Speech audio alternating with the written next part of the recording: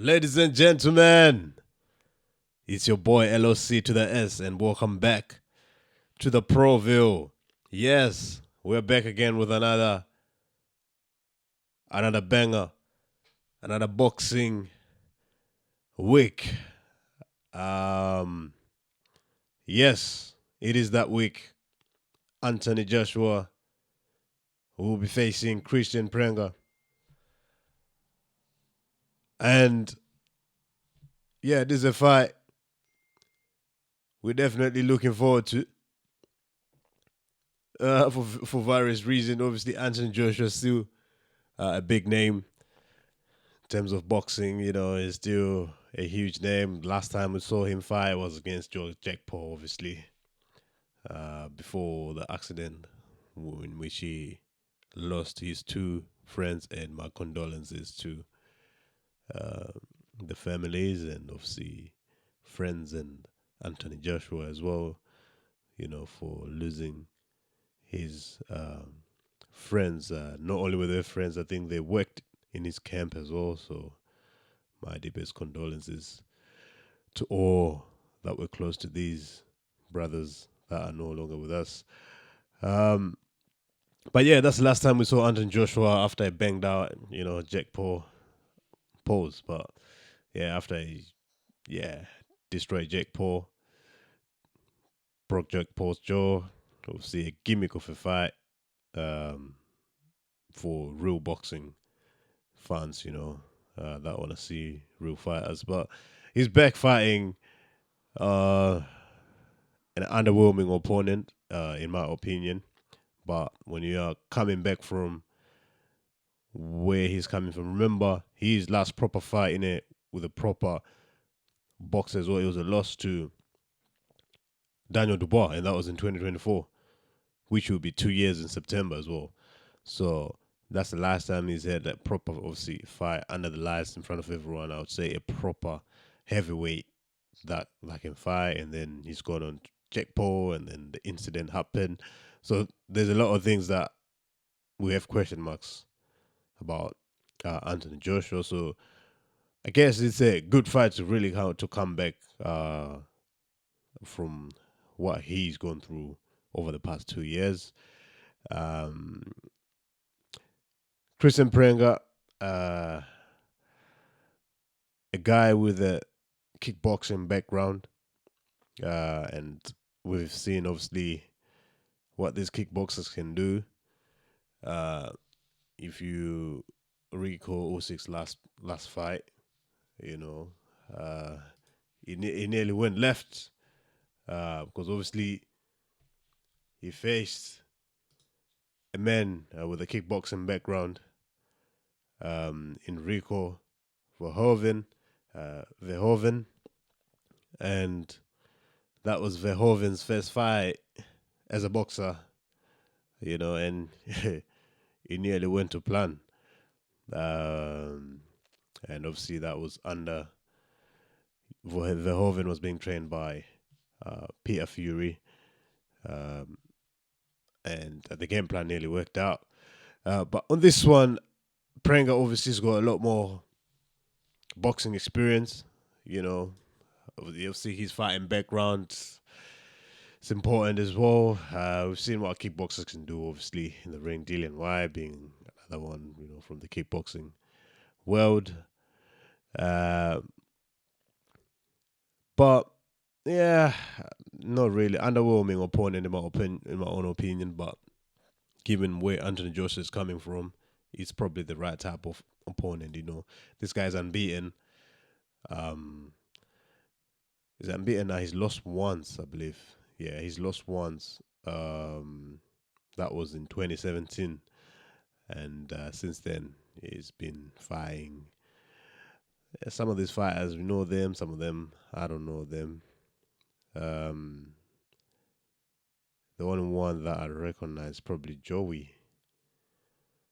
Joey on his record. Everyone else, I don't even know who they are. But yeah, Anthony Joshua making his comeback this Saturday. Obviously, this one is another one of those fights. That's gonna be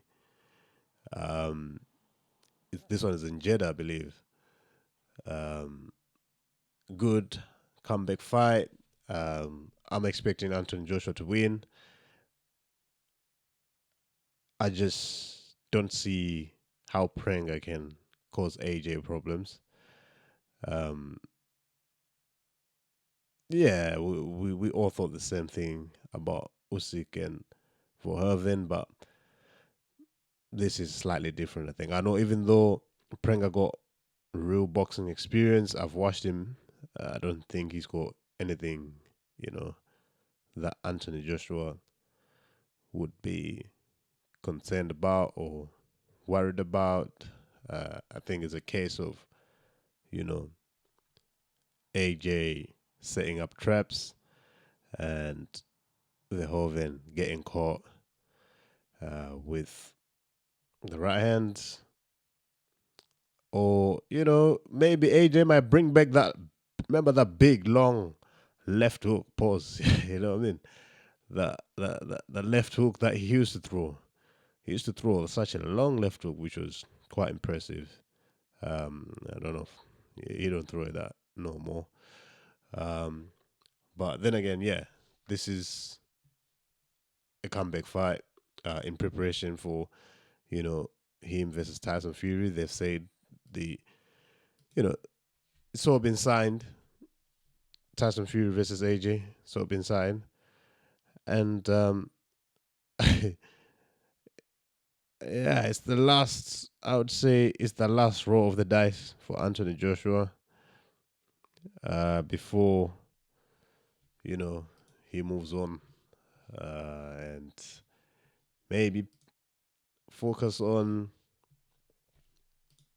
what he wants to focus on next. You know, I saw that video that he did is almost like is it a podcast or a little sit down with Eddie Hen. Yeah, I saw that, and where he talks, he's talking like a businessman almost. Um, you know, and you can tell that I think his mind is really, yeah, he's got a hustler's mentality, and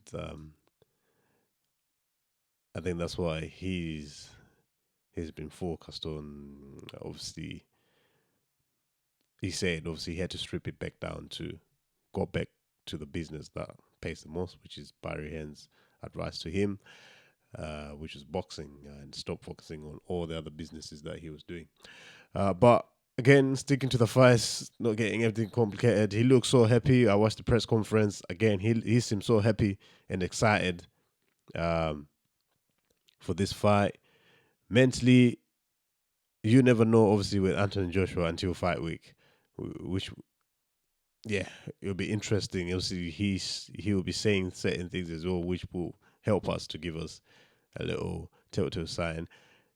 Even sometimes it even looks so confident until he starts walking to the ring or until he's in the ring, you know. So you never know. This guy is one of those guys that you just have to watch everything and listen, pay attention to what he's saying prior to the fight. And when he gets to the fight, you know, we've seen what he did, obviously, before the Daniel Dubois fight, I think he was asking the fans to pray for him at the weigh-in, and also was it the Usyk fight that he was asking? Um, he was asking what's that guy that he used to fight as well? He's a security guy now. Asking him, "Oh, what do you think I should do?" Which was a bit strange again. Like, yeah, you've been training all this camp, you know what I'm saying?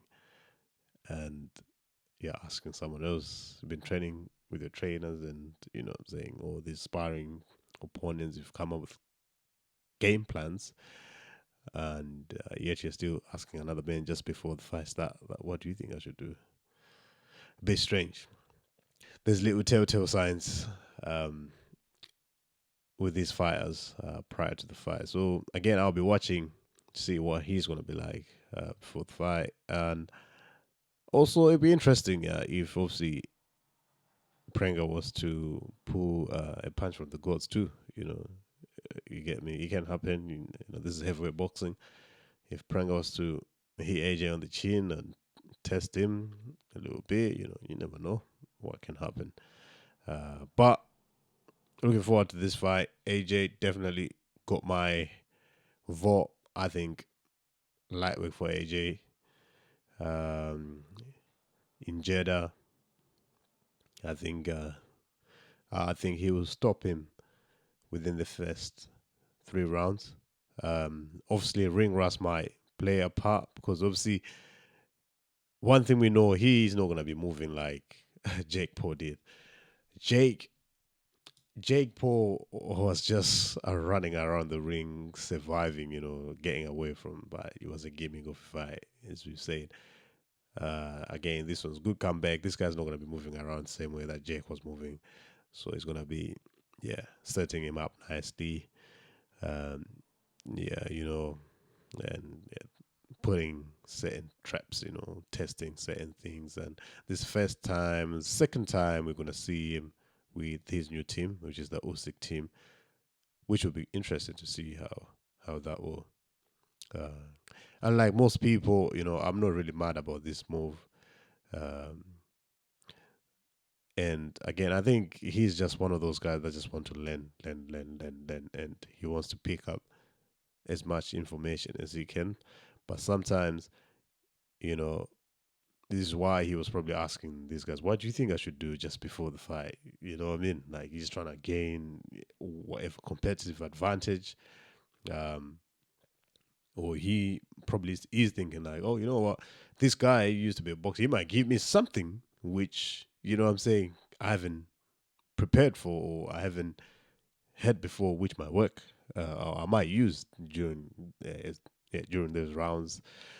So yeah, I think he's one of them guys that just want to, take as much information and learn and pick up, and he's overthinking and cipher the information, and yeah, I think he's a learner. He's one of those guys that want to learn a lot, and I think sometimes he is a disadvantage as well because yeah, if you over complicate things or if you try to get too much information sometimes for a simple task, you will,